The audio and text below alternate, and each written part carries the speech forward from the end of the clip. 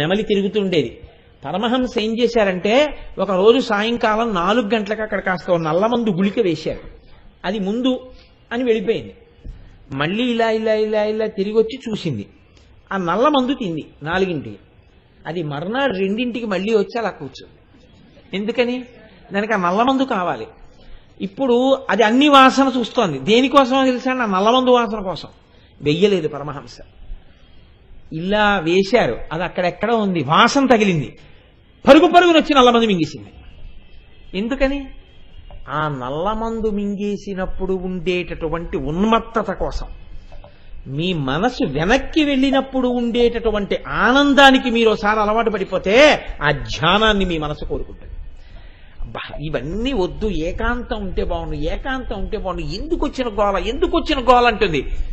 ఎప్పుడూ అలా సంఘం సంఘం సంఘం కలిసి ఉందాం, ఇంకా తిరుగుదాం అన్న నాళ్ళు వాడు ఒక్క స్థాయిలోనే నిలబడిపోయాడు. వాడు ఏకాంతం కూడా జీవితంలో కోరుకుంటున్నాడు. అయ్యా నన్ను ఏకాంతంగా వదిలేయండి అని ఏడుస్తున్నాడు అనుకోండి, అది నల్లమందుకు అలవాటు పడ్డ నెమలి. అది ధ్యానాన్ని అడుగుతోంది, అది వెనక్కి వెళ్ళడాన్ని కోరుకుంటోంది. అదే మనుష్య జన్మ యొక్క పరమ ప్రయోజనము. ఎందుకని? మీకు అన్ని వేళలా ఇంద్రియములు ఉపకారం చెయ్యగలిగిన స్థితిలో ఉండవు. నా కళ్ళే కానీ ఇవాల్టి రోజున ఈ పాటి కళ్ళజోడు ఉంటే నేను ఇలా చూస్తే వెంకటేశ్వర స్వామిని ఆపాదమస్తకం నేను వెంకటాచలంలో చూడగలుగుతున్నాను. ఒక్క 4 సంవత్సరాల క్రితం వరకు నాకు ఈ కళ్ళజోడు అవసరం లేకుండా ఎంత దూరంలో ఉన్నదాన్నైనా నిశ్చితంగా చూసి మనసు మీద ముద్ర వేసుకోగలిగాను. 4 సంవత్సరాల తర్వాత నా జీవితంలో ఒక లోటు వచ్చింది. ఏమిటా లోటు? ఇప్పుడు ఈ ఇంద్రియం అలా చూడలేదు. ఇంకా ఈశ్వరానుగ్రహం వల్ల ఏంటంటే అక్షరాల విషయంలో అయితే సమస్య, కానీ చూడడం విషయంలో సమస్య లేదు. ఈ కళ్ళజోడు తీసేసి నేను ఇలా పెట్టేశాను అనుకోండి, అయినా చూడగలను, నాకు కనపడుతుంది. అయితే ఎందుకు పెట్టుకుంటామంటే అక్షరాల కోసం పెట్టుకోవడం. కాబట్టి ఇంకా కొన్నాళ్ళు పోయిందనుకోండి, ఈ కళ్ళజోడు పెట్టుకోకుండా చూడలేకపోవచ్చు.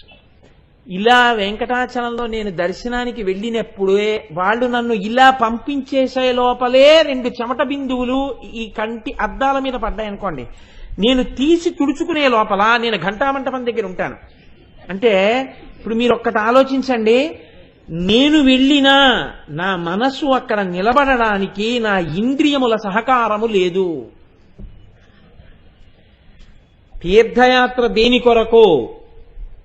నువ్వు చూసినది అనుభవించుట కొరకు. చూసినది అనుభవించడానికి ఏది ఉండాలి? శరీరమునకు దార్ఢ్యం ఉండాలి. బాగా వృద్ధాప్యం వచ్చిన తర్వాత తీర్థయాత్ర కోసం వెంపర్లాడకూడదు. ఎప్పుడు వెంపర్లాడాలి? ఒంట్లో ఓపికండగా యాత్ర చేసేయాలి. ఎందుకో తెలుసా అండి? 2 కారణాలు. ఒకటి,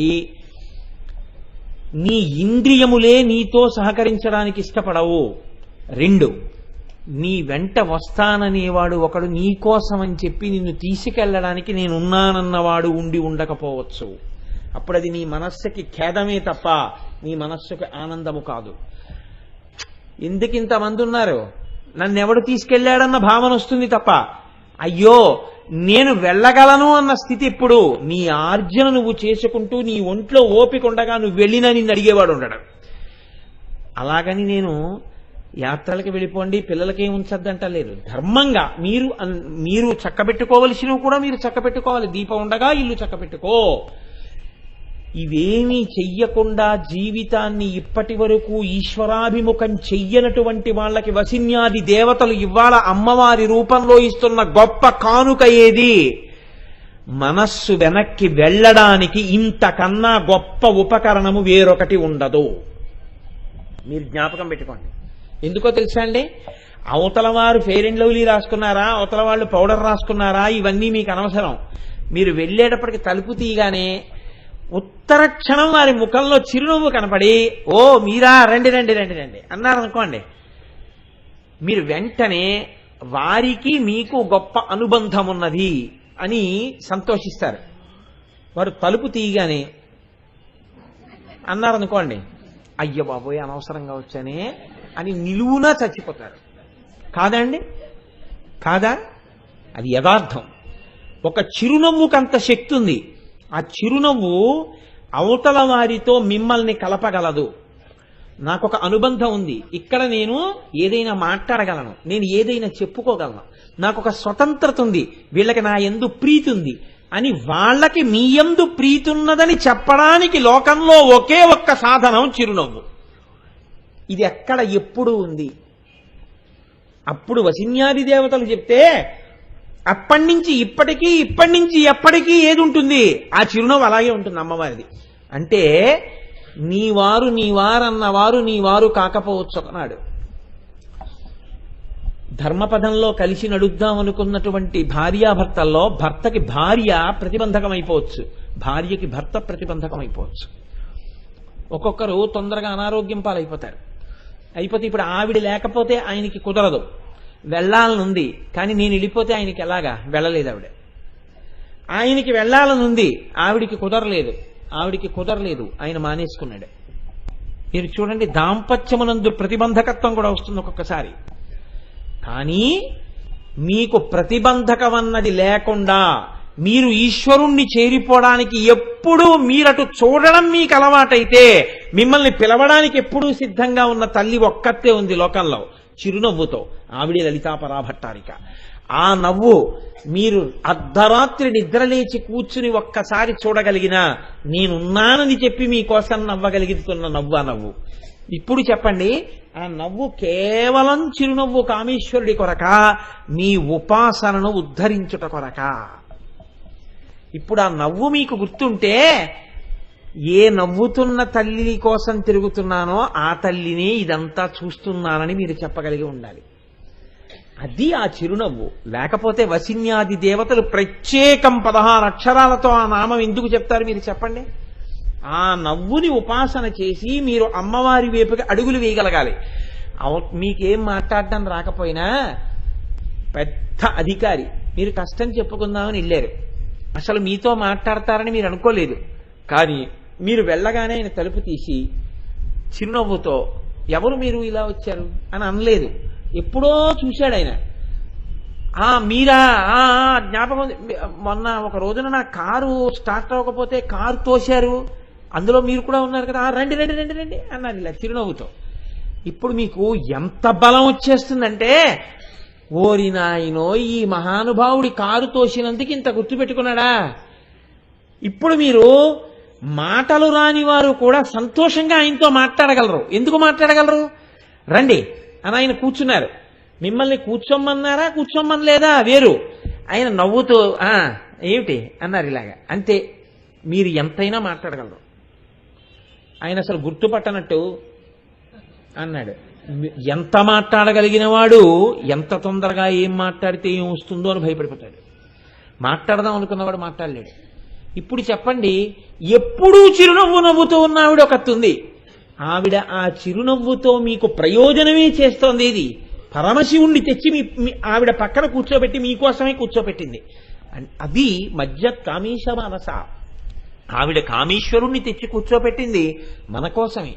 ఇప్పుడు మన కోసం నవ్వుతూ ఎప్పుడూ తలుపు తీసే తల్లి ఒక ఆవిడుంటే, ఆవిడ కోసం చూడకుండా నిన్ను చూసి ముఖం చిట్లించుకునే వాళ్ళందరి ఇల్లు చుట్టూ ఎందుకు తిరుగుతావు? నువ్వు ఎందుకు తిరుగుతావు అనవసరంగా? ఎందుకు మాట్లాడతావు వాళ్ళందరితోటి? హాయిగా నీ కోసం నవ్వుతూ కూర్చున్న తల్లిని ఎందుకు మనసుతో ఒక్కడుగు వెనక్కి వేయలేకపోతున్నావు?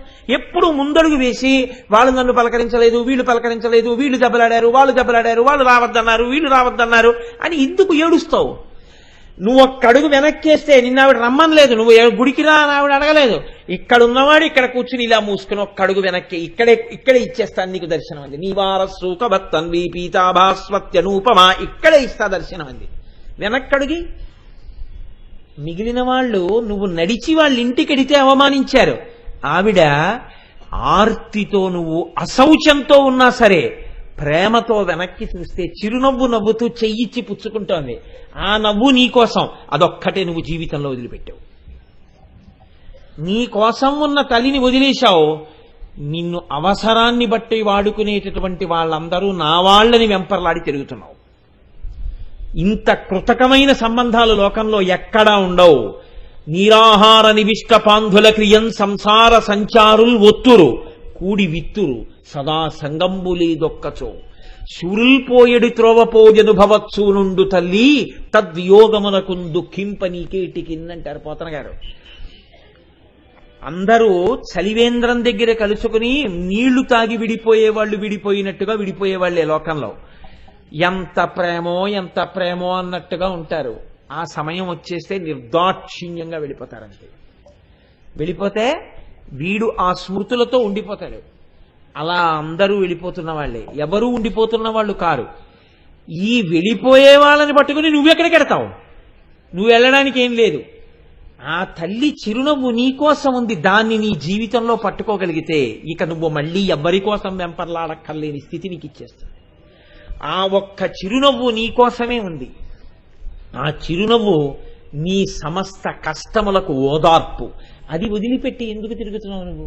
ఈ ప్రశ్న వెయ్యకుండా వసిన్యాది దేవతలు మన జీవితం ఎక్కడ పొరపాటు పడుతోందో చెప్పడం మందస్మిత ప్రభాపూర మధ్య కామేశ మానస.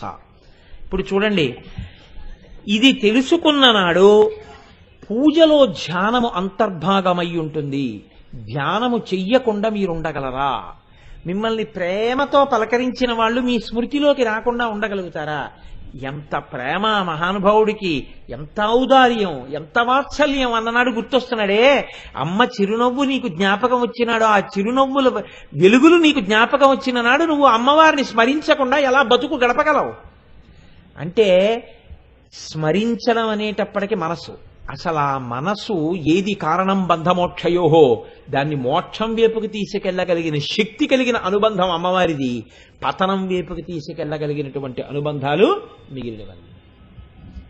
కాబట్టి ఆ చిరునవ్వుని చూడడం నేర్చుకో జీవితంలో ఒక్కసారి. అందులో ఉన్న కాంతి అది. మిగిలిన వాటి యందు ఆ కాంతి ఉందని అనుకోవద్దు. ఆ కాంతులు కొంతకాలమే ఉంటాయి, ఆ తర్వాత ఆ కాంతులు ఉండవు. చిన్నతనంలో పసిపిల్లవాడిని ఒళ్ళో పడుకోబెట్టుకుని చిచ్చి అంటే నవ్వుతాడు, చిచ్చి అంటే నవ్వుతాడు. మీరు అందుకే చూడండి, మనకి సంప్రదాయంలో ఒక రహస్యం ఉంది. పిల్లల్ని నవ్వించాలనుకుంటే స్తోత్రం చేసి నవ్వించరు, చిచ్చి చిచ్చి అంటారు. ఎవరు నవ్వించాలన్నా అంతే, ఇంకొక మాట ఉండదు. నేను వెళ్ళి కక్క కక్క అంటే వీడికి వెర్రా అంటారు. నన్ను కక్క కక్క అనకూడదు. నేనైనా రేపు నాకు మనవడు పుట్టాడు అనుకోండి, మనవరాలను, వాళ్ళని నవ్వించాలంటే చిచ్చి చిచ్చి అంటాను. చిచ్చి చిచ్చి అంటే నవ్వినటువంటి పిల్ల ఎంత అమాయకత్వం ఉంది. చిచ్చి అంటే అంటారు, ఆ పిల్ల నవ్వుతోంది. అది ఏమీ తెలియని తనం. ఎందుకు నవ్విందో తెలుసా? అసలు నువ్వెవరో, నీతో ఆవిడకున్న అనుబంధం ఏమిటో ఆవిడికి ఏం తెలియదు, అందుకు నవ్వింది. మీరు బాగా పసిగట్టండి. పిల్లకి మీరు తాతని తెలియదు, తండ్రిని తెలియదు, అందుకు నవ్వింది చిచ్చి అంటే. చిచ్చి అంటే ఏమిటో మీరు తాతని తెలిసిందనుకోండి, అప్పుడు మీరు చిచ్చి అంటే అది ఏడుస్తూ నాన్న దగ్గరికి వెళ్తుంది. మీ కడుపున పుట్టినవాడే ఎందుకు నాన్నగారండి పిల్లలతో మీకు అలాగా అంటే అయిపోయిందంటే మీ బస్సు. తెలియనితనంలోనే, ఆ అమాయకత్వంలో ఇంత గొప్పతనం ఉంది. అనుబంధాలు ఏర్పడిన నాడు అసలు నిజానికి ఈ అమాయకత్వాలు లేవు, ఈ అమృతత్వము లేదు. అనుబంధములనేటటువంటివి విషతుల్యములే. ఒక్కటే ఒక్కటుంది లోకంలో అమృతముతో కూడినటువంటి అనుబంధం. అదే తల్లి బిడ్డ, గురువు శిష్యుడు, తండ్రి కొడుకు. అవి వాటి యందు క్షమ ఉంది. ఎంత ద్రోహాన్నైనా కాళ్ళు పట్టుకుంటే క్షమించేస్తాడు గురువు, కాళ్ళు పట్టుకోకుండా క్షమించేస్తారు తల్లిదండ్రులు. కాబట్టి అంతటి గొప్ప స్థితి వీరికే ఉంటే తల్లులకు తల్లి, తండ్రులకు తండ్రి, గురువులకు గురువు, గురుమండల రూపిణి నా తల్లి చిరునవ్వు ఎంత స్వచ్ఛమైంది. ఆ నవ్వులో స్వచ్ఛత ఉంది. ఆ నవ్వులో మిమ్మల్ని ఉద్ధరించాలన్న తాపత్రయం ఉంది. ఆ నవ్వులో పసితనం ఉంది. ఇన్నాళ్లు మీరు వదిలేసినా ఇప్పుడు మీరు వెడితే ఇప్పుడు నేను పనికొచ్చానా అని అడగనటువంటి అమాయకత్వం ఉంది. మీకోసమే నవ్వేటటువంటి పరమ ప్రసన్నత ఉంది. అంతటి ప్రేమ ఉంది. ఇన్నాళ్ళు ఎవరితో తిరిగి వచ్చావురా, వాళ్ళందరూ వదిలేశారని ఇప్పుడు నేను కావలసి వచ్చానా అని అడగనటువంటి ప్రేమ ఉంది. అంత నిజాయితీ ఉంది. అప్పుడు కూడా మీకోసమే నవ్వగలదు. ఆ ఒక్క నవ్వును నువ్వు వదిలేవు. ఇంతకన్నా నువ్వు చెయ్యగలిగిన పాపం ఏమిటి లోకంలో? ఇప్పటికైనా ఈ నామం నీకు అర్థమైతే ఆ నవ్వు కోసం వెంపర్లాడ్డం నేర్చుకో. తల్లి నవ్వు కోసం అమ్మా అని కాళ్ళ మీద పడిపో అంతే. దానికోసం నువ్వు గుడికి కూడా వెళ్ళక్కర్లేదు. ఇక్కడే కళ్ళు మూసుకొని నవ్వుతున్న ఆ అమ్మ ముఖాన్ని చూసి 2 కాళ్ళు పట్టుకుని పాదాలు తల మీద పెట్టుకుని అమ్మా అని భోరునయ్యాడు. ఇది తెలిసాక కూడా నీ మనసు కదలకపోతే నిన్నెవ్వరూ ఉద్ధరించలేరు. నిన్ననగా నన్ను, మిమ్ములను కాదు. కాబట్టి మందస్మిత ప్రభాపూరమజ్జత్కామేశ మానస, ఇది అసలు ఈ నామమునకు సంబంధించినటువంటి యథార్థమైన లోతు. శంకర భగవత్పాదులు అన్నారు సౌందర్యలహరిలో, ఆయన ఒక చమత్కారం చేశారు. అసలు అమ్మవారి యొక్క నవ్వు అమృతత్వంతో ఉంటుంది అన్నారు. ఈ వెయ్యడం వెనకాతల శంకరాచార్యులు వారి హృదయం పట్టుకునే ప్రయత్నం చేయాలి. మీరు చమత్కారం కోసం ఆ శ్లోకం వినకూడదు. లోకంలో నవ్వులు అనేక రకంగా ఉంటాయి. మీ దగ్గర పని చేయించుకోవడానికి వచ్చినప్పుడు నవ్వుతారు. ఎలా నవ్వుతారో తెలుసా అండి? చాలా ప్రేమ ఉన్నట్టు నవ్వుతారు. మీరు ఒక్కసారి కేకలేయండి, రేపు కూడా మీకు వచ్చి అలాగే నమస్కారం చేసి రేపు కూడా వచ్చి మీ దగ్గర అలాగే నిలబడ్డారు అనుకోండి, మీరు నమ్మచ్చు. మీరు ఇవాళ దెబ్బలాడితే 2-3 రోజులు కనపడలేదు అనుకోండి, ఒక్కనాటికి నమ్మక్కర్లేదు. ఎందుకని అంటే దూరమే పెడుతూ ఉంటాడు పొగిడినంతసేపే. మీరు కొద్దిగా కానీ మార్గం చెప్పే ప్రయత్నం చేశారో కృతకమైపోతున్న సంబంధం. నేను ఇవన్నీ చెప్పక్కర్లేదండి, మీకేమిటి, మనందరికీ తెలుసు. మా అమ్మే మా నాన్నే అన్నంతసేపే. ఒక్కసారి గట్టిగా దెబ్బలాడి చూడండి, కూతురునో కొడుకునో ఒక వయస్సు వచ్చేసిన తర్వాత. ఏమిటి నాన్నగారండి మీ చాదస్తం, అస్తమానం మీరు ఇలాగే చెప్తే దానికి తగ్గట్టే విషాన్ని పోషించగలిగినటువంటి పిల్లల మనసులు పాడు చెయ్యడం ఎంత బాగా పాడు చెయ్యొచ్చో, తల్లిదండ్రులు అనేటటువంటి వాళ్ళు ఎంత బరువు అని చెప్పచ్చో, గురువుని ఎంత చులకన చేసి చూపించచ్చో అలా చూపించి చెప్పగలిగినటువంటి మనకి పుష్కలం కదండి.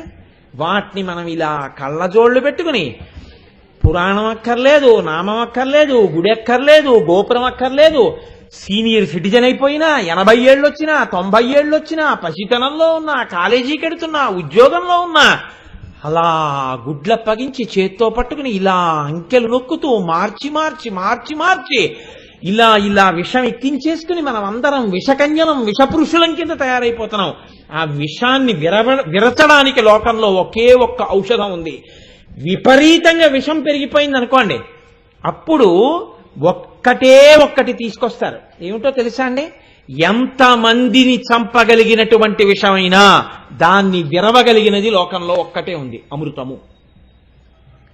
అది వెంటనే మళ్ళీ బతికించేస్తుంది. ఎంత విషాన్ని ఆ అమృతం విరుస్తుంది. లోకంలో ఇంత విషం పెరిగిపోతుంటే దీన్ని విరవడానికి ఏమైనా ఉందా? ఉంది, అమృతం ఉంది. అమృతం ఎక్కడుంది? దేవలోకంలో ఉంది. మీరు నేను వెళ్ళి ఎలా తెస్తాం? శంకరాచార్యులు వారు అంటున్నారు, కాదు, నేను ఆ అమృతం గురించి చెప్పట్లేదు. నువ్వు చూడగలిగితే ఆ అమృతం నీ దగ్గరికే వస్తోంది, పుచ్చుకోవడం నీకు చేత కాలేదన్నారు. శంకరాచార్యుల వారు ఇంకొక అడుగు ముందుకెళ్లారు వశిన్యాది దేవతల కన్నా. ఎంత చమత్కారంగా వెళ్ళారో మీరు గమనించండి. పైకి శ్లోకంలో చూస్తే మీకు దొరకదు, అది మీరు ఆంతర వివేచనం చేస్తేనే మీకు దొరుకుతుంది. శంకర్లు అన్నారు, స్మిత జ్యోత్స్నాజాలం తవ వదన చంద్రస్య పిబతాం చకోరాణామా సీమతి రసతయా చించు జడిమా అతస్తే సీతాంశో అమృతరహరి ఆమ్ల రుచయా దిశంతి స్వచ్ఛందం నిశ నిశి భృశం కాంచి కథియా అన్నారు. ఇందులో ఒక శంకర భగవత్పాదుల ప్రజ్ఞ అసాధారణం, మహానుభావుడిది. ప్రపంచంలో చకోరములు అని ఒక పక్షులు ఉంటాయి. ఆ చకోరములన్న పక్షులు అన్ని పక్షుల్లా ఏది పడితే అది తిని బతకవు. వాటికి ఒక అలవాటు ఉంటుంది. అవి చంద్రుడి నుంచి వచ్చేటటువంటి కిరణములను తింటాయి, అంటే వెన్నెల తింటాయి. ఇప్పుడు మీరు కొంచెం జాగ్రత్తగా గమనించండి. ఆహారం కావాలి అంటే నేను ప్రయత్నం చేసుకుంటాను ఆహారం కోసం. నాకు అన్నం కావాలనుకోండి, నేను అన్నం తినాలి అంటే నేను ఉద్యోగం చేసుకుంటాను. నేను ఒక ఉద్యోగం చేసుకుని వాళ్ళు నెలకేదో నాకు కొంత సొమ్మిస్తారు. దాంతో బియ్యం కొనుక్కుంటాను, కూరలు కొనుక్కుంటాను, పాలు కొనుక్కుంటాను, నా శరీరాన్ని పోషించుకుంటాను, నన్ను నమ్ముకున్న వాళ్ళ శరీరాలు పోషిస్తాను. ఇది ఆహారం కోసం నా వెంపర్లాట. ఈ వెంపర్లాటలో నా జీవితంలో ప్రధాన భాగం అంతా లుప్తం అయిపోతూ ఉంటుంది. మీరు చాలా జాగ్రత్తగా గమనించండి. జీవితంలో చాలా గొప్ప కాలం అంతా దేనికి పోతుందంటే కేవలం దీని సుఖము కోసమే పోతూ ఉంటుంది.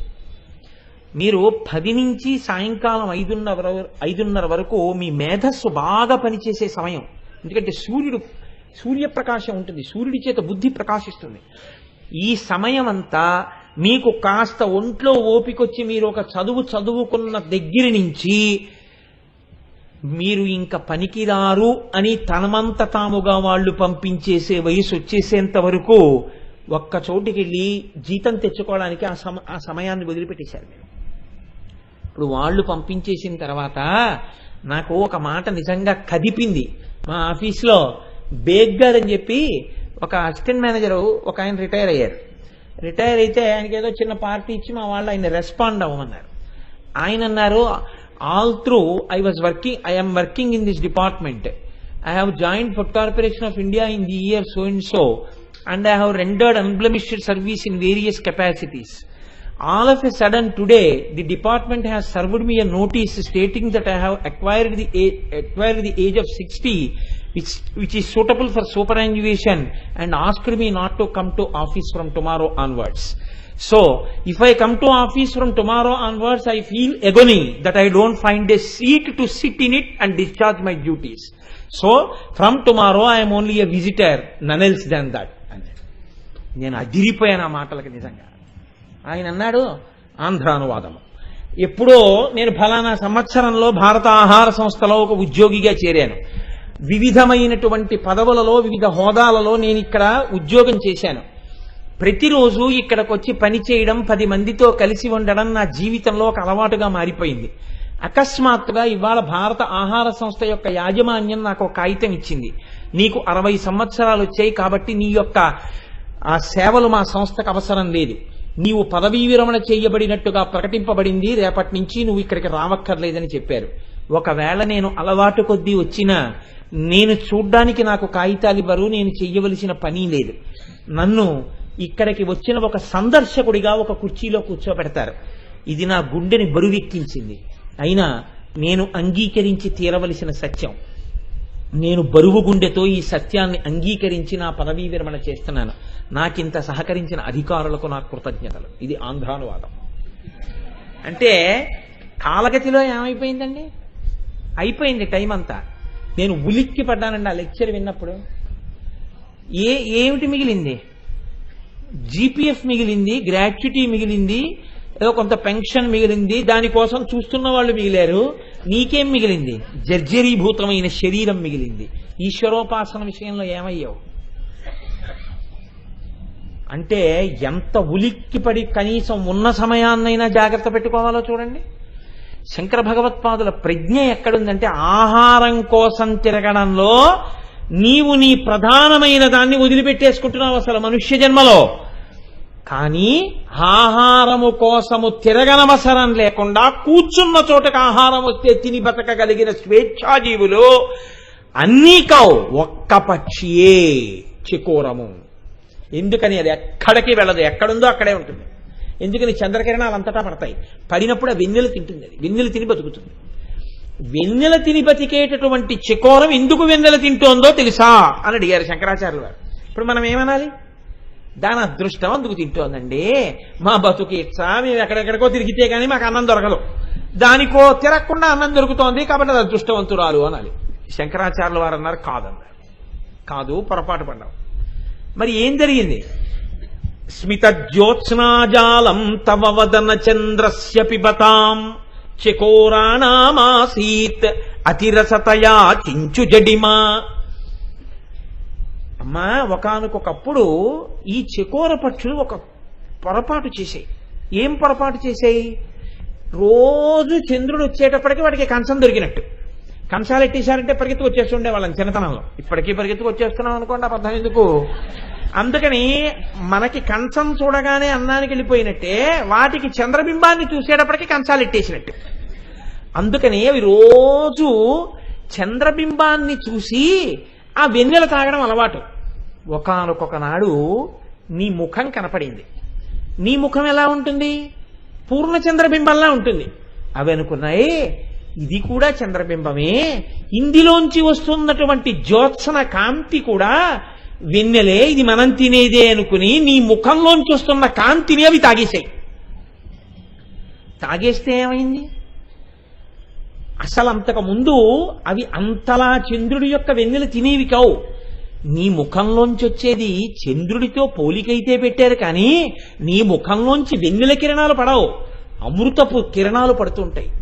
అమృతపు మూర్తివి నువ్వు. ఆ కిరణాలు పడుతున్నాయి, ఇవేం చేసాయి? అమృతం తాగేసాయి తెలియక. చంద్రుడు అనుకుని నీ ముఖం వంక చూసాయి, చంద్రకిరణాలు అనుకుని వెన్నెల తాగేసాయి. తీరా తాగేసేట తాగుతున్నప్పుడు ఏమైంది? అబ్బా ఇవాళ చాలా రుచిగా ఉంది, చాలా రుచిగా ఉంది, చాలా ఎక్కువ తాగేసాయి. చాలా ఎక్కువ తాగేసిన తర్వాత వాటికి ఏం తెలిసింది? ఒరే మన నాలుకలకు రుచి తెలియట్లేదురా, మనం ఏదో చాలా గొప్ప తాగేసాం అనుకున్నాయి. పొద్దున్నే లేచి పటికీ బెల్లం పరపర పరపర పరపర నవిలి మింగేశాడు ఒక ఆయన, టేబుల్ మీద కనపడింది కదా అని. భార్య కాఫీ పట్టుకొచ్చింది. ఇప్పుడు ఆయనకి తెలుస్తుందా కాఫీ రుచి? తెలియదు. కాబట్టి ఇప్పుడు ఓ గుటకేసి అన్నాడు, ఏమిటే పందారీ లేదు అన్నాడు. నేను కాదు పంచదార ఇకపోయింది, మీరు పటికీ బెల్లం తినేశారని. ఇప్పుడు ఆయన ఏం చేయాలి? కాఫీ రుచి తెలియాలంటే అవసరం లేకపోయినా వంటింట్లోకి వెళ్ళి ఓ ఉప్పు కనుక తీసుకుని నోట్లో వేసుకుని తప్పరించాలి. అప్పుడు కానీ కాఫీ రుచి తెలియదు. ఎందుకని? ఆ తినేసినటువంటి పటికి బెల్లపు తీపి విరిగితే తప్ప కాఫీ రుచి తెలియదు. అలా చంద్రబింబం అనుకుని పొరపాటున నీ ముఖంలోంచి వస్తున్న అమృతాన్ని అవి తాగేసాయి. నోరంతా తీపైపోయింది. అసలు వాటి నోరు అవి పొందాలంటే ఇప్పుడు ఈ తీపి వదలాలంటే పుల్లగంజి తాగాలి. ఎక్కడైనా పుల్లగంజి తాగితే నోటికి ఆ పులుపు తగిలే ఆ తీపి విరిగిపోతుంది. పుల్లగంజి ఎక్కడ దొరుకుతుందని చూసేయి. అప్పటి నుంచి ఇప్పటి వరకు వాటికి పుల్లగంజి చంద్రకిరణాలే. చంద్రుడి వెన్నెల చకోర పక్షుల పాలిట పుల్లగంజి ఎప్పుడు? అమ్మవారి ముఖకాంతులను తాగగలిగితే. అమ్మవారి ముఖమనేటటువంటి చంద్రుడిలోంచి వచ్చినటువంటి అమృతాన్ని తాగిన వాడికి బాహ్యంలో ఉన్న చంద్రుడి నుంచి వచ్చేటటువంటి వెన్నెల పుల్లగంజి వంటిది. ఇప్పుడు చెప్పండి, ఎంత విషం లోపల నిండిపోయినా, లోకంలో నిండిపోయినా ఇది విరిగేటటువంటి అమృతం ఎక్కడుంది? అమ్మవారి ముఖంలో ఉంది, అమ్మవారి చిరునవ్వులో ఉంది, ఆ జ్యోత్సనలో ఉంది, ఆ చింద్రికలో ఉంది, ఆ కిరణాల్లో ఉంది. అది నువ్వు ఇక్కడ చూస్తే నువ్వు అమృతత్వమును పొందుతావు. ఇక మళ్లీ పుట్టవలసిన అవసరం లేనటువంటి పునరావృత్తి రహిత శాశ్వత శివ సాయుధ్య స్థితిని నువ్వు పొందగలవు. ఇది చెప్పడానికి స్మితజ్యోత్స్నాజాలం తవ వదన చంద్రస్య పిబతాం చకోరాణామాసీత్మతిరసతయా చించు జడిమా అతస్తే సీతాంశో అమృతలహరీ ఆమ్ల రుచయా పిబంతి స్వచ్ఛందం నిశ నిశి భృశం కాంచికదియా. అప్పటి నుంచి అమ్మా చకోర పక్షులు వెళ్లి చంద్రుడిలోంచి వస్తున్నటువంటి కిరణములనేటటువంటి పుల్లగంజి తాగాయమ్మా అన్నారు. అంటే ఒక్కసారి తాగినందుకే వాటి నోళ్లంత తీపైపోతే నువ్వు కూడా ఒక్కసారి తాగి చూస్తే ఇంక జీవితంలో మళ్ళీ అవి ఇవి తినవలసిన అవసరం నీకుండదు. అంటే నువ్వు కూడా అమృతత్వాన్ని మోక్షాన్ని పొందుతావు. ఆ అమ్మ ముఖం వంక చూడ్డానికి ప్రయత్నించు తప్ప ఎందుకు పనికిమాలినవన్నీ చూడడం నేర్చుకుంటావు? ఒక్కడుగు వెనక్కిది ధ్యానం చేసి ఆ అమ్మ ముఖాన్ని, ఆవిడ చిరునవ్వుని ఒక్కసారి చూడు, తరించిపోతావు. ఇది చెప్పడం శంకరాచార్యుల వారి యొక్క ప్రయోజనం. ఇప్పుడు మీరు గమ్మత్తు ఎక్కడుందంటే, ప్రత్యేకించి మందస్మితం చెప్పిన రోజున మూకశంకరుల యొక్క శ్లోకాలు ఒక్క 2-3 నేను చెప్పకపోతే అంతకన్నా ద్రోహం ప్రపంచంలో ఇంకోటి ఉండదు. మూకశంకరులు 100 శ్లోకాలు చెప్పారండి అమ్మవారి యొక్క మందస్మితాన్ని చూసి పొంగిపోయి.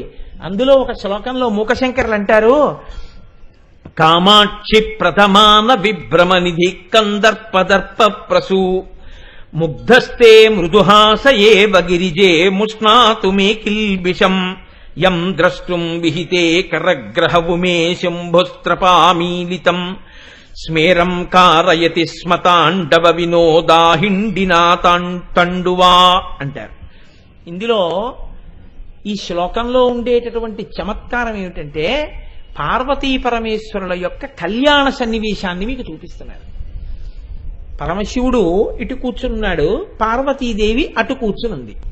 ఎంతవరకు కూర్చుంటారు అలాగా అంటే, కన్యాదాత వరుడి యొక్క కాళ్ళు కడిగి కన్యాదానం చేశాను అనేంత వరకు వరుడు వచ్చి వధువు పక్కన కూర్చోడానికి అనర్హుడు. అలా పక్కన కూర్చోకూడదు. కాబట్టి కన్యాదానం చేసేసి కన్యాదాత తరించిపోవాలి. ఆయన తరించిపోయిన తర్వాత ఈ పిల్ల పక్కకే ఆ పిల్లవాడు వచ్చి కూర్చుంటాడు. ఇప్పుడు ఎదురెదురుగుండా కూర్చుని ఉన్నారు పార్వతీ పరమేశ్వరులు, మధ్యలో తెరపట్టారు. హిమవంతుడు కాళ్ళు కడిగేశాడు పరమశివుడివి. కన్యాదానం చేసేశాడు పార్వతీదేవి. అయిపోయింది. శంకరుడి తాపత్రయం ఏమిటి? పార్వతీదేవిని కళ్యాణం చేసేసుకోవడం కాదు, ఒక్కసారి నన్ను చూస్తే నవ్వుతుందే చిరునవ్వు, ఆ నవ్వు చూడాలి, ఇది తాపత్రయం. అందుకని వచ్చి పక్కన కూర్చుని ఇలా చూస్తున్నాడు, ఒక్కసారి నవ్వుతుందేమో అని.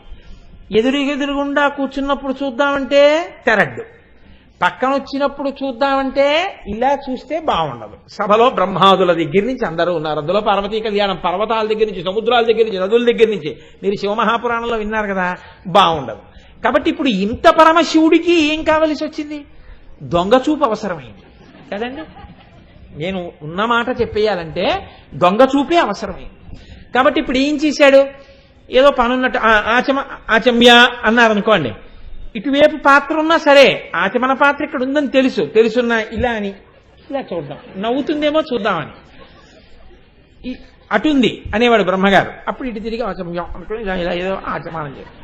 మళ్ళీ ఏదో పని మీద ఏదో తిరిగి ఈ మంత్రం అయిపోయిందా అన్నట్టే ఇలా చూద్దాం, అంటే అమ్మవారి వంక చూసి నవ్వుతుందేమో. ఓసారి నవ్వితే సంతోషం అనమాట ఆయనకి. ఆవిడేమిటి పెళ్లి కూతురుని, ఆవిడికి తెలియదేమిటి ఇది ఎందుకు చూస్తున్నాడు? ఆవిడ నేను ఇలా నవ్వితే బాగుండదని ఆవిడ మందస్మితం కూడా ఆవిడ చేయలేదు. చెయ్యకుండా ఆవిడ ఇలా తలంచకొచ్చారు, పెళ్లి కూతురు కదండి మరి, అందుకని ఆవిడ తలంచకొచ్చారు. ఈయన అలా చూస్తున్నాడు, ఆవిడ తలెత్తదు, చూడదు, నవ్వదు. తన్ని చూస్తే పోనీ ఇంకా కడుపు ఉండబట్టలేక అనొచ్చు, ఓ నవ్వని. అసలు చూడదే, అలా అందామంటే పోనీ ఏమయ్యా పెళ్ళైపోయే వరకు ఉండొచ్చుగా. పెళ్ళైపోయే వరకు ఉండేంత సంస్కారమే ఉంటే పెళ్లికి ముందే 2 కుర్చీలు వేసుకుని వాళ్ళు నువ్వు పక్కన కూర్చునేవాడివి, నీకే అధికారం ఉంది పార్వతీ పరమేశ్వరుల విషయంలో చెప్పడానికి.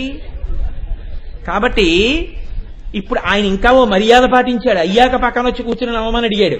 అసలు అవకముందే పక్కన కుర్చీలేసి కూర్చుని మాట్లాడుతూ నవ్వుకుంటూ కూర్చునే వాళ్ళకి పార్వతీ కళ్యాణాన్ని వంకబెట్టే అధికారమా? ఎవడిచ్చాడు అధికారం? కాబట్టి ఇప్పుడు ఆయన ఇలా చూస్తున్నాడు, ఆవిడ చూడదు. చూశాట. ఈయన ఇలా చూస్తుంటే ఒక ఆయన ఎగిరి గంతులేస్తున్నట్ట సభలో, సంతోషపడిపోయి. ఆయన గంతులేస్తున్నట్టు ఎవరికీ కనపడదు. ఎవరు? మన్మథుడు. ఎందుకుట? నన్ను కాల్చిన వాడు ఆవిడ నవ్వితే చూడాలని అలా చూస్తున్నాడో చూడండి. అంటే అమ్మవారు మందస్మితం చేస్తే చూడాలని శంకరుడికి ఎప్పుడైతే కోరిక కలిగిందో అప్పుడు దాన్ని సెలబ్రేట్ చేసుకునేవాడు ఉన్నాడు లోకంలో, మన్మథుడు ఉన్నాడు. కాబట్టి అమ్మా అసలు నవ్వని నీ నవ్వు ఒకడికి ఉత్సవాన్ని ఇచ్చింది. ఇది మూకశంకరుల ప్రజ్ఞ. అమ్మ చిరునవ్వు చూస్తూ చెప్పారండి ఆయన ఈ శ్లోకం. నిజంగా తల్లి ఎంత పొంగిపోయి ఉంటుందో ఆయన మనసులో వచ్చిన భావనకి ఆయన ఎంత తరించిపోయారో చూడండి. అమ్మా అసలు నువ్వు నవ్వలేదు, నవ్వాక తరింపజేస్తున్నావని వశిన్యాది దేవతలు అంటున్నారు. నేనంటున్నాను నవ్వకుండా ఒకడిని ఉడికించేస్తున్నావు. ఎవణ్ణి? హాలాహలం తాగినప్పుడు ఇంత ఉడికిపోలేదు, త్రిపురాసురుల్ని చంపినప్పుడు ఇంత ఉడికిపోలేదు, కానీ నువ్వు నవ్వలేదని ఉడికిపోతున్నాడు ఒక ఆయన. ఎవరు? సర్వజ్ఞుడు, ఈశాన సర్వ విద్యానాం ఈశ్వర సర్వభూతానాం బ్రహ్మాధిపతి బ్రహ్మణోధిపతి బ్రహ్మ శివోమి అస్తు సదాశివోం. అలా అనొచ్చా అండి అని మీకు అనుమానం రావచ్చు. ఎంతటి వాడైనా పెళ్లి కొడుకుగా కూర్చున్నప్పుడు అలాంటి తమకం ఉంటేనే అందంగా ఉంటుందేమో అని నేను అనుకుంటున్నాను. కాబట్టి ఇప్పుడు మన్మథుడు గంతులేస్తున్నట్ట సంతోషంతో. ఆయన గంతులేసేస్తున్నాడన్న విషయాన్ని ఈయన చూసేశాడనుకోండి, అప్పుడు కొంచెం తేడాగా ఉంటుంది వ్యవహారం. ఆయన అనంగుడు కదా, గొడవలేదు, అందుకని ఆయన ఈయనకి కనపడ్డాం, ఆయన సంతోషంగా గంతులేసుకుంటున్నాడు. ఇక అసలు మా అమ్మే నవ్వితే ఇది ఆయన సంతోషం. ఈయన అంటున్నారు అలా నవ్వకుండా ఇలా కూర్చుంటే శంకరుడికి చూడటానికి అలా చికాకు వచ్చేసింది అమ్మ నీ వంక అలా చూస్తున్నప్పుడు. పోనీ ఏంటి అలా కూర్చుంటుంది మూతి బిగించుకుని అని అనుకుంటున్నావా?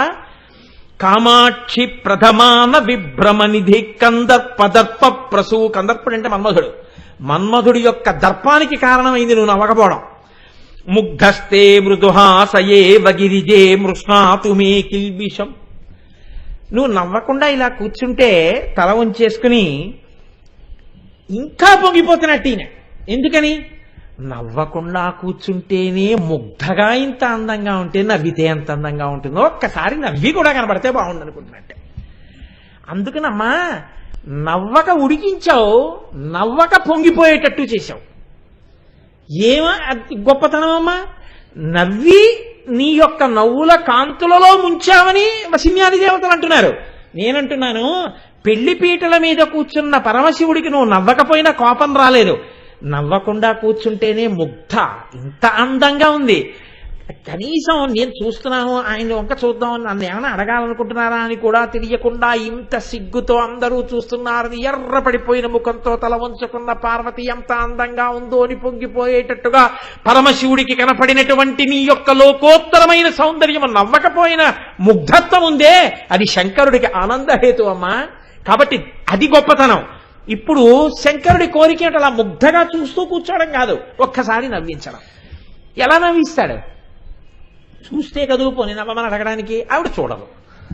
చూశాట కాసేపు ఆగితే పోనీ ఏదో ఒకసారి నవ్వాయ్ అనొచ్చు, అలా అనేంత వరకు ఉండలేకపోతున్నాడు.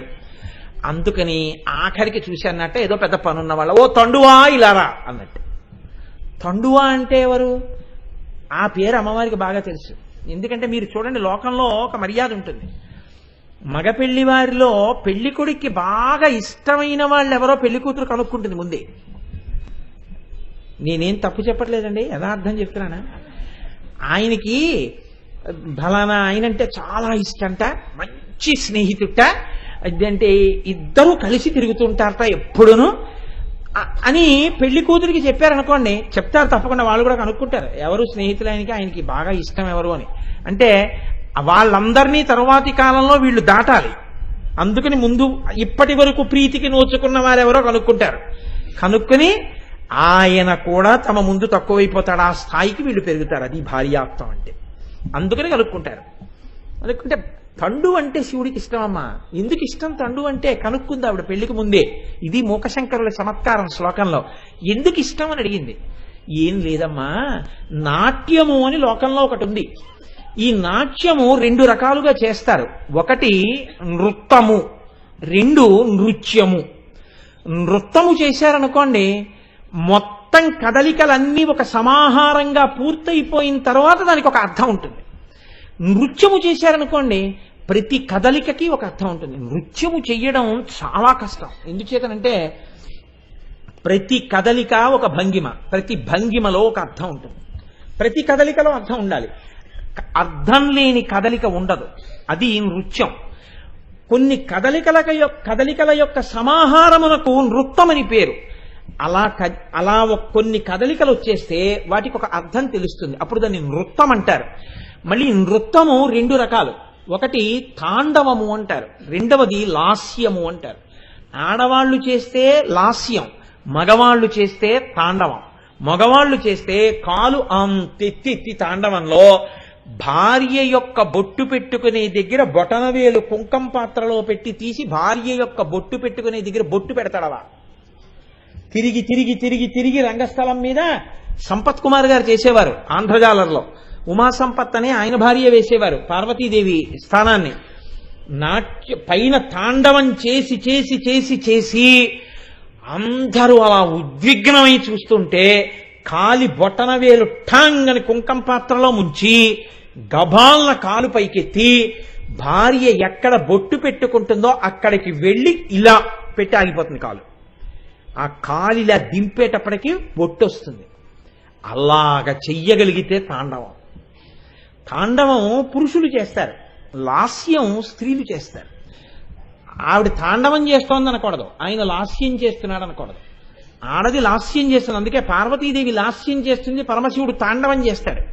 పరమశివుడు చేసే తాండవాన్ని లేదా పురుషులు చేసే తాండవాన్ని ఎవరు కనిపెట్టారు?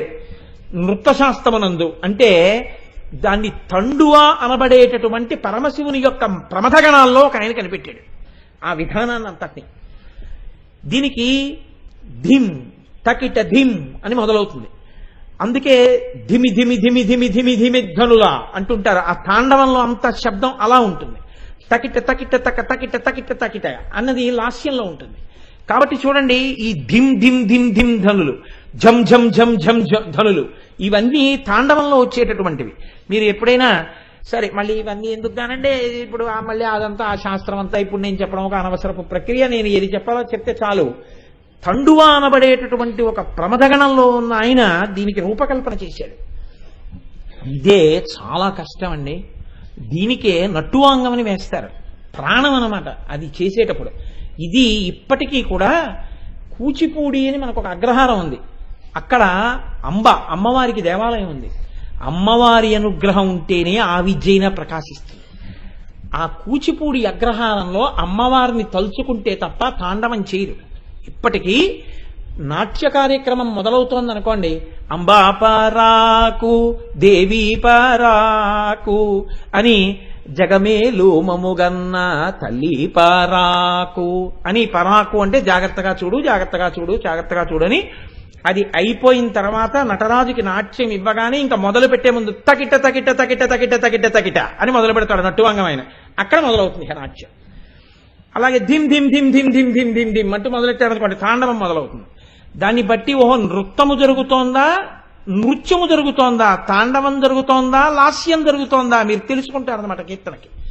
ఇందులో ఈ తాండవాన్ని రూపకల్పన చేసినటువంటి మహానుభావుడు తండువ. తాండవం శివుడు చేస్తాడు కాబట్టి ఆ తండువ అంటే శివుడికి ఇష్టమని ఆవిడికి తెలుసు. ఇప్పుడు తండువా అన్నాడు అనుకోండి శివుడు, అబ్బో ఈయనకి ఇష్టమైన వాడిని పిలుస్తున్నాడు, ఈయన గాని తెచ్చి తాండవం చేస్తాడా ఏమిటి ఇప్పుడు పెళ్లిపేట్ల మీద అని అమ్మవారు తలెత్తుతుంది తప్పకుండా. అందుకని లేకపోతే ఆయన్ని చేయమంటాడా?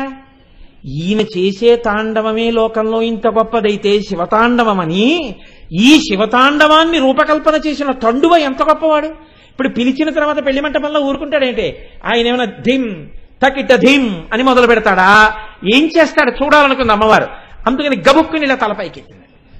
తలపైకెట్టేటప్పటికీ పరమశివుడు అన్నాడు అనేటప్పటికీ అంత తాండవాన్ని రూపకల్పన చేసిన వాడు చాలా బాగా ఆడడం మానేసి, నృత్యం చేయడం మానేసి పిచ్చి గంతులు వేశాడు. వేస్తే ఆ పిచ్చి గంతులు చూసేటప్పటికీ ఇంత పెళ్లి కూతురు నవ్విందిట. నవ్వేటప్పటికీ శివుడు పొంగిపోయాడు. అమ్మా నీ మందస్మితం చూడ్డానికి శంకరుడంతటి వాడు పెళ్లి పీటల మీద ఇంత అల్లరి చేయవలసి వచ్చింది.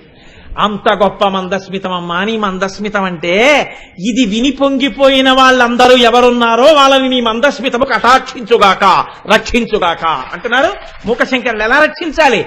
ఇప్పటి వరకు ఎప్పుడు ఏదో బాధలో చీకట్లో ఉన్న మేము ఈ సంఘటన వింటున్నప్పుడు ఆనందంతో సంతోషం విని ఒక్కసారి నవ్వేసేటప్పటికీ మేమందరం కూడా తేలిక పడిపోయినట్టు అజ్ఞానపు చీకట్లలోంచి వెలుతురనే జ్ఞానంలోకి తమసోమా జ్యోతిర్గమయాయై మమ్మల్ని పైకెత్తే తల్లి ఈ మందస్మితమ మమ్ము కృప చేయుగాక అంటున్నారు మూకశంకరులు. కాబట్టి చూడండి, కామాక్షి ప్రథమాన విభ్రమ నిధి కందర్పదర్ప ప్రసూ ముగ్ధస్తే మృదుహాసయే బగిరిజే ముష్ణాతు మే కిల్బిషం యం ద్రష్టుం విహితే కరగ్రహవు మే శంభుస్త్రపామీలితం స్మేరం కారయతి స్మతాండవ వినోదాహిండినా తండువా అంటారు.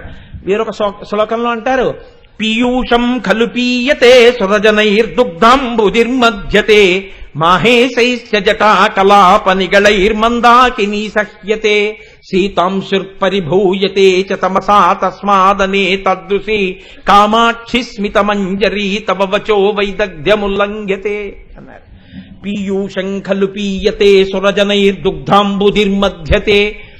అమ్మా మీ చిరునవ్వుతో పోలిక ఏదైనా చెప్పాలి అన్న కోరిక పుట్టింది. అది చూస్తున్నప్పుడు అమృతంతో పోలుద్దాం అనుకున్నాను. కానీ ఏమైందమ్మా అమృతం? ఎంత అమృతంతో పోలిద్దాం అనుకున్నా దాన్ని రాక్షసులు దాగేశారు, దేవతలు దాగేశారు. ఇంకా అందరూ దాగేసిన అమృతంతో నీ చిరునవ్వునేం పోల్చనమ్మా? కుదరదు. కాబట్టి పీయూషం ఖలు పీయతే సురజనైర్దుగ్ధాంబుదిర్మధ్యతే. పాలసముద్రంతో పోలుద్దామా? పాలసముద్రం గొప్పతనమే ఉందమ్మా. దేవతలు రాక్షసులు కలిపి మందర పర్వతాన్ని పెట్టి చిలికేశారు. నీ చిరునవ్వు సొబగో దాన్ని అలా చిలకగలిగిన వాడు ఉన్నాడేమిటి లోకంలో? ఎవ్వడు చిలకలేడు.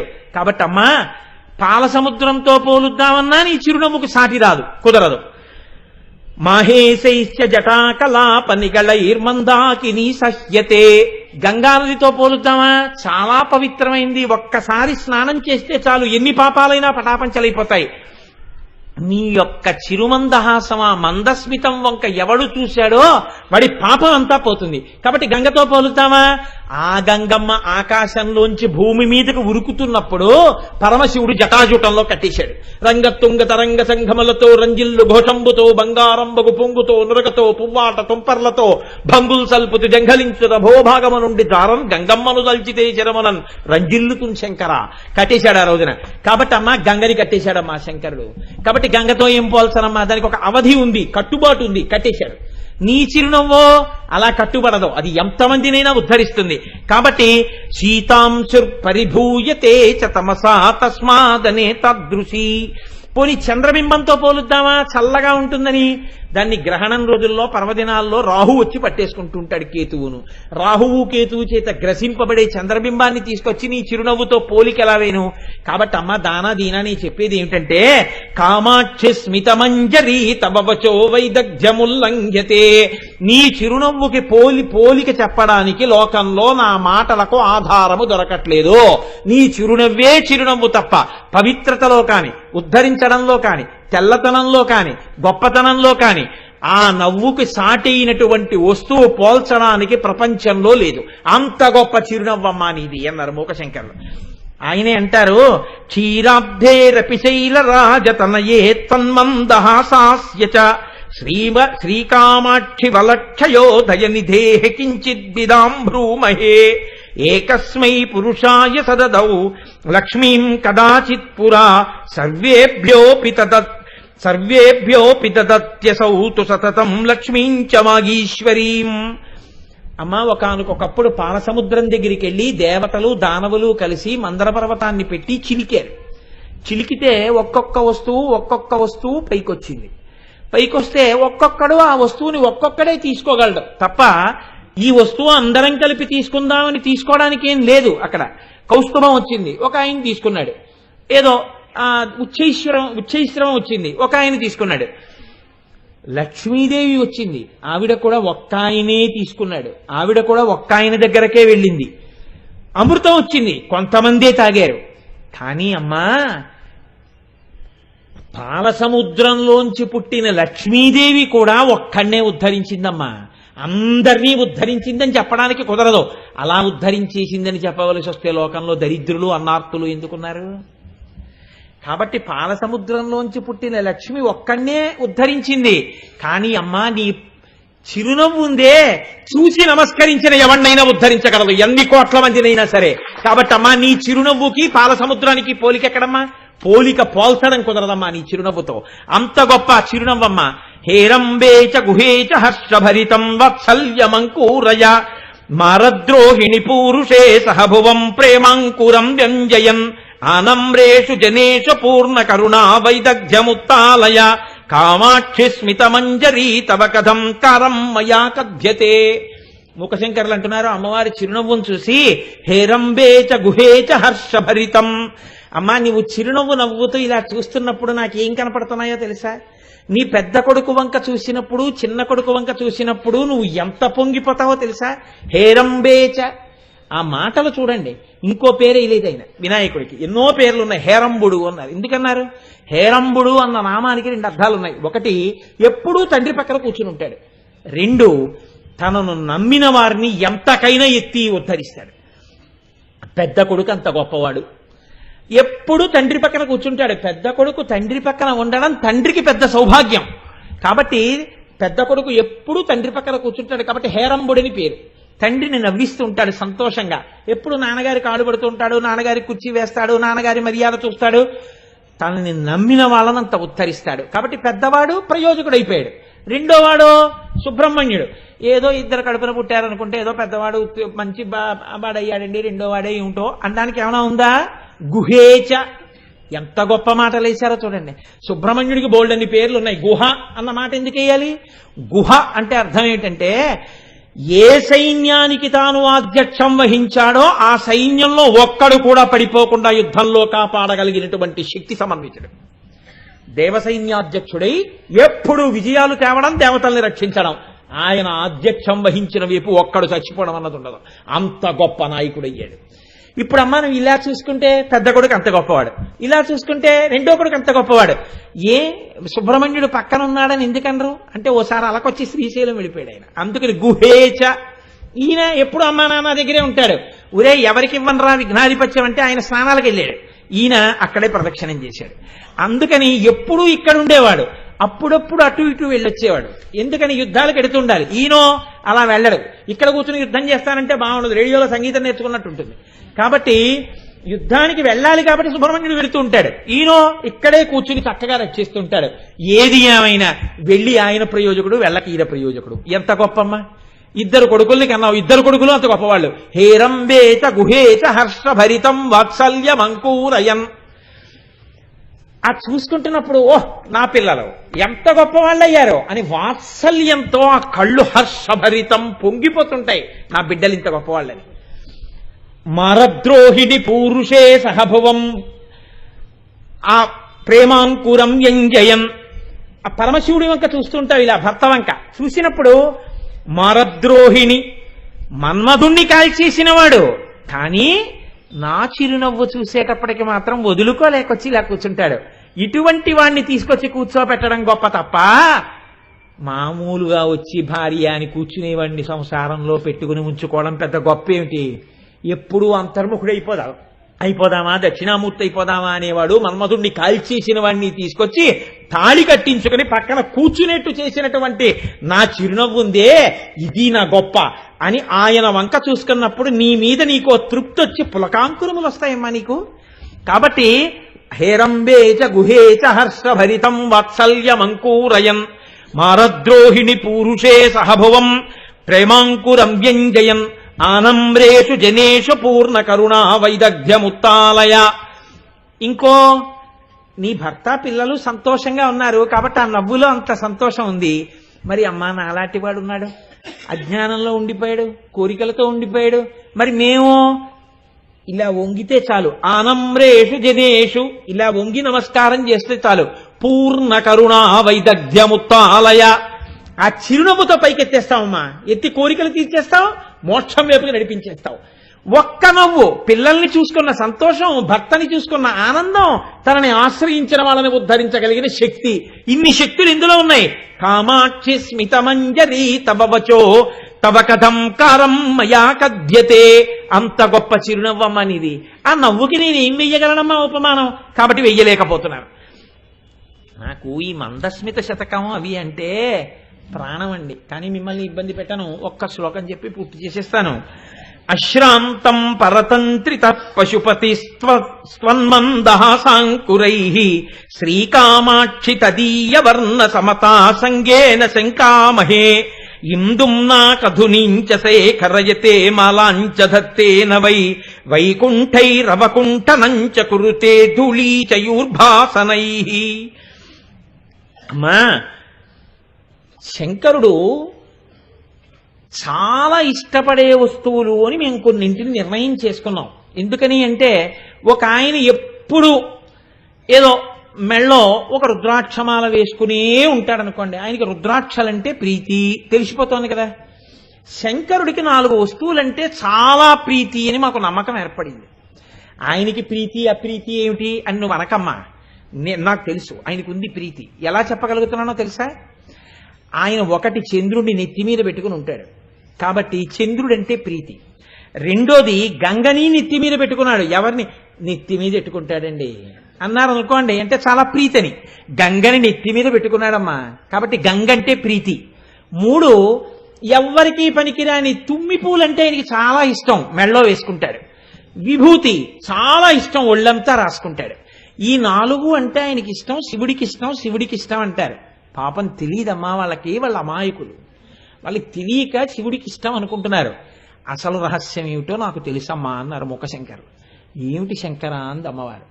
ఏం లేదమ్మా, ఎప్పుడూ నీ పక్కనే కూర్చోలేడుగా శివుడు, అప్పుడప్పుడు అలా వెళ్ళొస్తూ ఉండాలి. బొత్తిగా ఎప్పుడూ అలా వాళ్ళ ఆవిడ పక్కన పవిటకం కొట్టి కూర్చున్నాడు అనుకోండి, పెళ్ళం కూర్చోండి అంటారు, బాగుండదు. అందుకని అలా వెళ్ళొస్తూ ఉండాలి. అందుకని వెళ్ళొస్తాడు. పెళ్ళవక ముందు బానే ఉన్నాడమ్మోయ్, పెళ్ళయిన తర్వాత అంటే అసలు పార్వతీ పరమేశ్వరులు ఇద్దరూ కలిసి లేనిది ఎప్పుడు అంటే ఎప్పుడు. పెళ్ళయిన తర్వాత మాత్రం అమ్మా లోకానికి తెలిస్తే బాగుండదని ఈయన చమత్కారం మొదలెట్టాడు. ఏమిటో తెలుసా? పెళ్లిపీటల మీద చూశాడు నీ చిరునవ్వు, ఆ చిరునవ్వు యొక్క తెల్లదనాన్ని చూశాడు. ఇంట్లో ఉంటే ఆ చిరునవ్వులు చూస్తూ కూర్చుంటాడు, అందులో ఉన్న తెల్లతనం చూస్తూ సంతోషిస్తాడు. బయటికి వెళ్ళినప్పుడు నీ చిరునవ్వులు గుర్తొచ్చి అలాంటిది చూడడానికి ఇప్పుడు మా ఆవిడ పక్కన లేదు కదా అని ఈ లోటు తీర్చుకోవడం కోసమని తెల్లగా ఉన్న చంద్రుణ్ణి నెత్తి మీద పెట్టుకున్నాడు. చల్లగా తెల్లగా ఉంటే నీ చిరునవ్వులు గుర్తొస్తాయని పెట్టుకున్నాడు. అందరూ అనుకున్నారు ఏదో చంద్రుణ్ణి తలధరించాడు చంద్రశేఖరుడు అన్నారు. ఉట్టిది, నీ చిరునవ్వు గుర్తొచ్చి పెట్టుకున్నాడు. ఇంకా ఈ చల్లతనం సరిపోయినట్టు అనిపించలా. ఏదో పెరుగుతుంటాడు తరుగుతుంటాడు, అప్పుడప్పుడు ఏదో చిక్కిపోయినట్టుంటాడు. మా ఆవిడ నవ్వు అలా ఉండదు, చక్క పుష్కలంగా ఉంటుంది, చల్లగా ఉంటుంది. అలాంటిది ఏదైనా దొరికితే బాగుండు అనుకున్నాడు. పుష్కలంగా చల్లగా ఉన్న గంగనెట్టుకున్నాడు. ఇంకా సరిపోలేదు, ఇక్కడ పెట్టుకున్నాను, అప్పుడప్పుడు ఇలా అనుకుంటేనే తెలుస్తోంది తప్ప కంటికి కనపట్టలేదని ఓ తుమ్మి పూల మాల మెళ్ళ వేసుకున్నాడు. తెల్లగా ఉంటుంది కాబట్టి తనకి చాలా ప్రీతి అంటుంటాడు ఉత్తిది. ఆ తుమ్మి పూల వంక ఇలా చూసుకుంటున్నప్పుడు నీ నవ్వులు గుర్తొస్తుంటాయి, అందుకే వేసుకున్నాడు. కొన్నాళ్ళు పోయిన తర్వాత ఈ తుమ్మి పూల మాల సాయంకాలానికి వాడిపోతోంది. అసలు వాడిపోకుండా ఎప్పుడు ఎటు చూసుకున్నా మా ఆవిడ చిరునవ్వులే గుర్తొచ్చేటట్టుగా నేను ఏదైనా పూసుకుంటే బాగుంటుంది అనిపించింది. తెల్లటి భస్మ తీసి ఒళ్ళంతా రాసేసుకున్నాడమ్మా, అందుకు రాసుకుంటాడు విభూతి. ఇదమ్మా కారణం ఈ శంకరుడి 4 పెట్టుకోవడానికి. ఆయనకి ప్రీతి కాదు, నీ చిరునవ్వులు విడిచి ఉండలేక ఈ 4 ఒళ్ళంతా పూసుకుంటున్నాడమ్మా. అందుకని చంద్రుడు, గంగ, తుమ్మిపూల మాల, విభూతి ధారణ 4 శివుడికి వచ్చాయి తప్ప నిజంగా ఆయనకి అవి ఇష్టమయ్యేం కాదు. నీ చిరునవ్వుల మీద ప్రేమ ఈ 4 మీదకి వెళ్ళిందన్నారు. నిజంగా అమ్మవారు ఎంత పొంగిపోయి ఉంటుందో చూడండి. మందస్మిత శతకం అంటే అమ్మా, ఇప్పుడు నేను ఇలా చెప్పినప్పుడు నువ్వు ఇంకొంచెం నవ్వితే నీ ముఖంలో కాంతి ఉందే, పరమశివుడు ఏమిటో నేను అందుకు పెట్టుకున్నానా అని ఆయన నవ్వుందే, ఈ 2 నవ్వుల కాంతులు మమ్ము ఉద్ధరించుగాక తల్లి, అవి మా కోరికలు తీర్చుగాక, మా అజ్ఞానమును తొలగదోయుగాక. ఇంకొక గడుసు కవి ఒక ఆయన అన్నారు, వందే శంభూమాపతిం సరగురుం వందే జగత్కారణం వందే పన్నగభూషణం మృగధరం వందే పశూనాం పతిం వందే సూర్య శశాంక వన్య నయనం అంటాం కదా. పరమశివుడికి కుడికన్ను సూర్యుడు, ఎడంకన్ను చంద్రుడు. అసలు శంకరుట్ట ప్రకృతి స్వరూపిణిగా పార్వతీదేవి లోకమంతా ఉంటుంది కదా, గగన రూపంలో ఆయన తలకాయ ఉంటుంది, సూర్యచంద్రులు కన్నులుగా ఉంటారు. పార్వతీదేవి వంక చూసి ఆవిడ చిరునవ్వులు చూసి ఇంక ఉండబట్టలేక శంకరుడు ఎప్పుడూ ఎడంకన్ను కొడుతూనే ఉంటాట. ఆ ఎడంకన్ను కొట్టడమే చంద్రుడు తరగడం, చంద్రుడు పెరగడం. శుక్లపక్షం కృష్ణపక్షం అంటే పెద్ద ఆయన పెద్ద కన్ను కదమ్మా, ఇలా మూసుకుని ఇలా తెరుచుకుంటూ ఉంటుంది, ఆయన నీకు కన్ను కొడుతూనే ఉన్నాడమ్మా అన్నాడు. కాబట్టి ఆవిడ మందస్మితాన్ని వెనకబెట్టి పరమశివుడి మీద ఎన్ని రకాలుగానో చమత్కారం చేస్తూ పెద్దలు, అమ్మా ఇప్పుడు నేనన్న మాటకి నవ్విన నీ నవ్వులోని కాంతులు శంకరుడి యొక్క నవ్వులలోని కాంతులు మమ్మ ఉద్ధరించుగాక అంటూ ఆ మందస్మితం మీద ఎన్ని శ్లోకాలు చేశారో. ఎలాగో అలా మనం ఒక్కసారి ఆ మందస్మితం వంక చూస్తే మనసు వెనక్కడుగు వేస్తే దానివల్ల మన జన్మలు ధన్యమవుతాయని, ఆ తల్లి యొక్క మందస్మితములోని అమృతపు జల్లులు మనని నిజముగానే అలా ఉద్ధరించి కాపాడి కరుణించుగాక అని జగదంబ పాదములు పట్టి ప్రార్థన చేస్తూ, రేపు శుక్రవారం అమ్మవారి అనుగ్రహం చూడండి. రేపు అమ్మవారు అత్యంత శక్తివంతమైన నామం, కామేశబద్ధ మాంగళ్య సూత్ర శోభిత కంధరా. అమ్మవారి మంగళసూత్రం గురించి రేపు చెప్తాను. కాబట్టి చక్కగా తల్లి నా చేత పలికించి నన్ను ధన్యులను చేయుగాక. రేపు శుక్రవారం కాబట్టి తప్పకుండా అందరూ సావకాశం చేసుకుని వినే ప్రయత్నం చేయండి.